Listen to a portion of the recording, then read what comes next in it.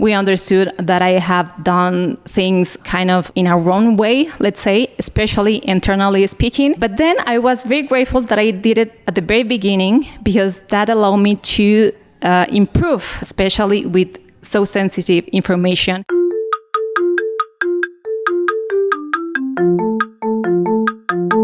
Hello and welcome to the Shiny New Object Podcast. My name is Tom Ollerton. I'm the founder of Automated Creative, the creative effectiveness ad tech platform. And this is a podcast about the future of data-driven marketing. And every week or so, I have the pleasure and the privilege of interviewing someone interesting from our industry about their vision for the future of where this little niche is going. And this week's no different. I'm in Mexico City and I'm sat in front of Priscila Lopez, who is digital e-commerce manager for Louis Vuitton. So Priscila, for anyone who doesn't know who you are and what you do, could you give us a bit of background? Yeah, sure. Absolutely. Thank you, Sam, for having me.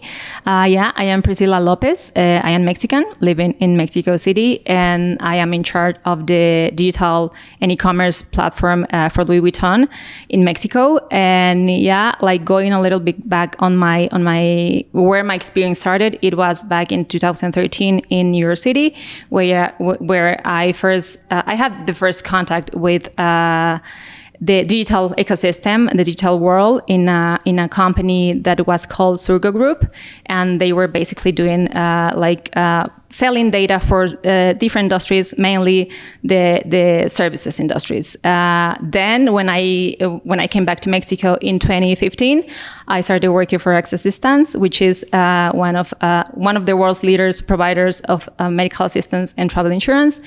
I was basically performing a marketing manager role for a while, and then a big project came in that was mainly the main goal was to sell to the direct client, to the final client, as Access Distance is a B2B business. And I lead that project for Mexico and South Latam, and it was a total success. After that, I went to work for a retailer company in Bolivia in 2017. That would be like my second launch of an e-commerce platform for a retailer, the first time for a retailer. And I worked there for almost 3 years. We launched the e-commerce platform, let's say 3 months before the pandemic came. It was very challenging, but it was also very rewarding. And then I came back to Mexico in 2020, while still working remotely for a few months for the Bolivian company. And then in 2021, I started my journey with Louis Vuitton. Amazing. So to do 2 e-commerce launches is really, really big. So you must have made some mistakes, right? Can you tell me about one egregious fuck up where you were like, but actually in retrospect, you're glad that it happened? Yeah, sure. Actually, I used to be very ashamed about this fucked up that I made back in. Actually, it was in Bolivia when I started working there. Since I have to do everything from scratch, and I was new in the country, I was getting familiar with the culture, the way you're working, how everything worked there is pretty different from Mexico, even though it is Spanish, the language that they speak. The culture and everything was completely different. So after, let's say, 2 months that I arrived to the country, I was supposed to come with the first draft of the business model for the company.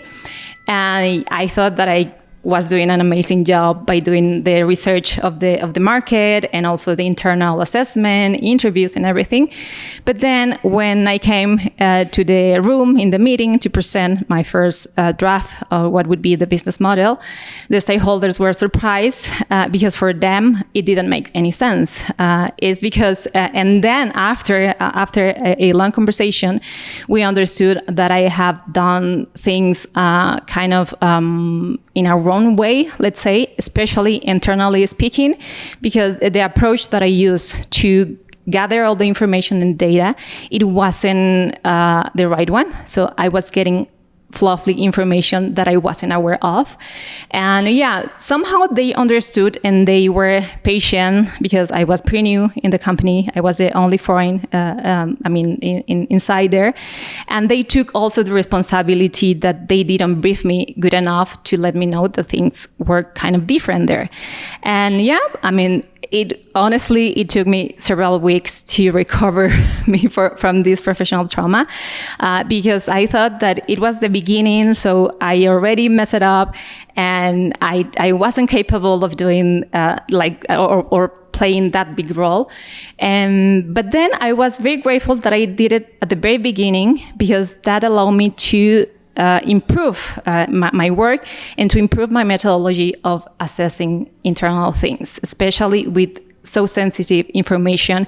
And I took considerations that I wasn't thinking about before, and I made sure that everything worked perfectly in order to do a business model that could be scalable in the future, since the company wanted to be not just an e-commerce platform, but also a marketplace. So yeah, that was the one. That sounds pretty hardcore. But I always think it's the expensive mistakes are the ones that you learn from, right?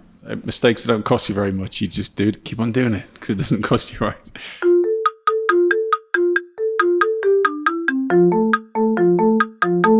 So finally, we're going to talk about your shiny new object. We definitely not had this one before, but your shiny new object is your monthly digital preparation for winners, which sounds so cool. So what is that? What is the monthly digital preparation for winners, and why is that your shiny new object, and how does that help the future of data-driven marketing? Well, I came with this new method, let's say, to prepare my team to win in the month ahead.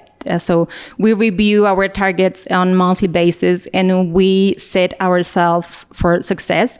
And also with this meeting, with this methodology, we try to see how much more we can stretch our goal. If it's possible, if we can commit realistically to stretch it out a little bit more.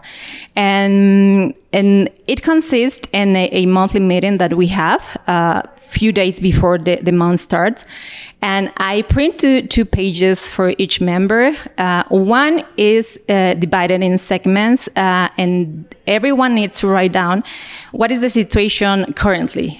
So what the offer is looking for us in the digital part, and what are the launches that are coming in? What commercial moments do we have? And like all the big projects that we're involved in, and if they are going to be delivered in that month or not, and how they are going to impact the revenue directly. So by doing this, everyone is involved in all in the digital part and also the customer service part, because the digital business in Louis Vuitton and the revenue, it also comes from customer service center. So they need to know what the offer is, like what the digital strategy we are working on, so we can like be more aligned and like very well informed about what's going on, like what is the behavior of the user in web, but what is also the behavior of the clients that are calling in daily in the customer service center. So we can interact with all this information and all these insights on the table. And this somehow promotes data-driven decisions, because on our daily basis, each role has access to certain point of data, certain dashboards, certain reports, but none of them have access to the ones that their colleagues have access to. So by doing this, they can have like first-hand data from, let's say, what the clients are doing when they are entering to the website, what they are looking for in the internal search. It is aligned with the question that the clients are asking when they are calling in or not. And also, the customer service center manager can tell us what the most frequently questions people ask regarding the website. So our digital production specialists can take notes and can take like these insights to understand how we can optimize the website and also optimize the SEO strategies, SEM strategies, SEO recommendation pages, and everything. So this is the first part. And the second part, which is I find it more interested, is the second page that I print is with everyone's name. I mean, it has the name of each team member. I gave this page to them so they can write down also, it is divided also into segments. They can write down all the quick wins that they had in the previous month, all the learnings, the challenges, and the opportunities that they create. And there is one last segmentation that I think is the most fascinating one for me, because it is about inspiration. So every month we start the session with this page that talk about somehow promotes also the creativity on people's mind. And yeah, they start sharing like all the ideas that we could implement for the month ahead based on their learnings, on their quick wins, and everything that they did the previous month. So yeah, I would say that is my shiny new object.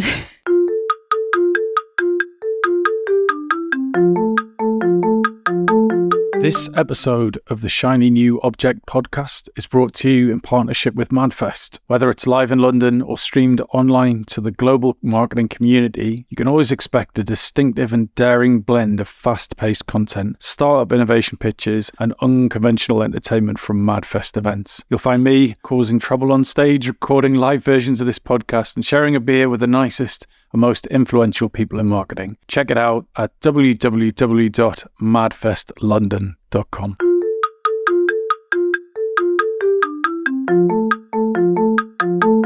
Where did this come from? Like, this is really unusual to me, and I love the balance that you've got your kind of page one, which is your data, and you're obviously consciously taking like quant stuff from the website, but also that qual stuff that's coming from the customer service, which is it's very rare to meet a marketer who wants both of those things, certainly on this show anyway.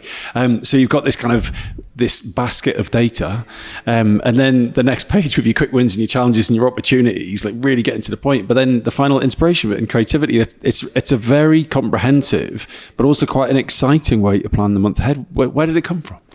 Well, I think that I started like detecting that my team somehow were working in silos, let's say, and they couldn't identify certain things that the other area was doing, and that and could directly impact in their work.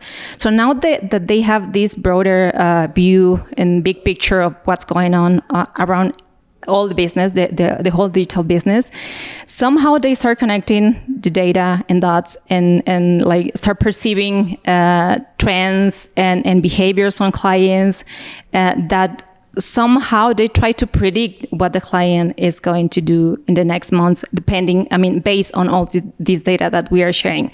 And I think somehow that they are listening from, from the customer service center manager and from the digital team, what is happening that they weren't aware of before. Somehow like I don't know, something inside them like wakes up, and yeah, they start just like coming with ideas.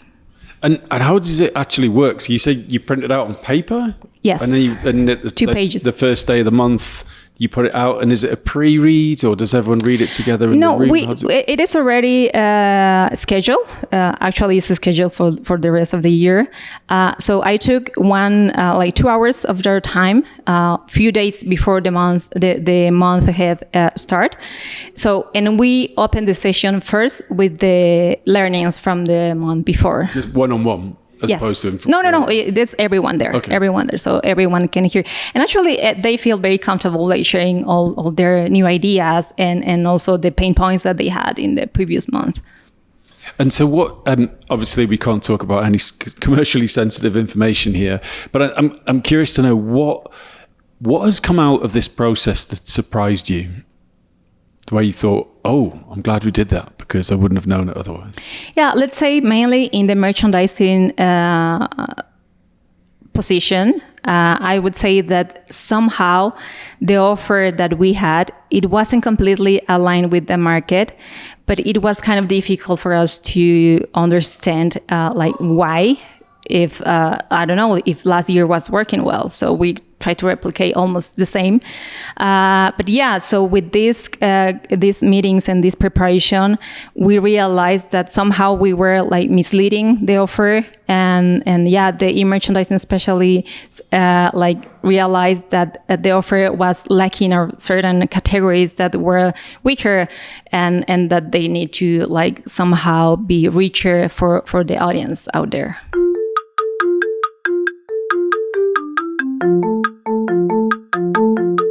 So how would you advise someone who's listening to this podcast, including myself, who thinks that's a really good idea? My brain's going, well, how could we do something similar at Automated Creative? What are we not doing? So it's got me thinking, but what would the advice be on how to start this process? How do you get it set up? Well, of course, it depends on how large is your team. In my case, I have a small team, so that gives us the opportunity to everyone sharing their thoughts and their inspiration and their challenge and everything. But I would say that first of all, like be aware of how large your team is, and also like who would be like the more open people inside your team to be willing to share first the information, but also their ideas. And what hasn't worked in this process? What do you wish you'd done differently? I think since it was kind of some idea that like, I don't know, came to my mind like suddenly, I didn't structure that well in the first month, you know? So yeah, it took us around more than 3 hours, let's say. That's a lot of time. So in the coming months, I tried to down it to only 2 hours maximum. And yeah, like I understood like what they were more excited about.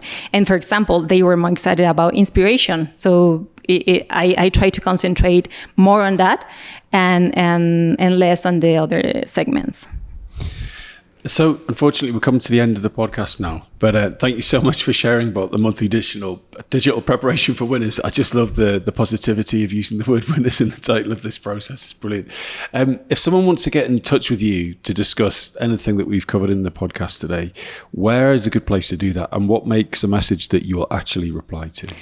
I think the best channel is LinkedIn for me. You can find me as Priscila Lopez. There is a bunch of Priscila Lopez, of course. Okay. But if you just type Louis Vuitton, you just find me right away. And I would say that if you ask for some kind of advice, in a genuine way, I will definitely reply. Brilliant. Priscila, thank you so much for your time. Thank you, Tom.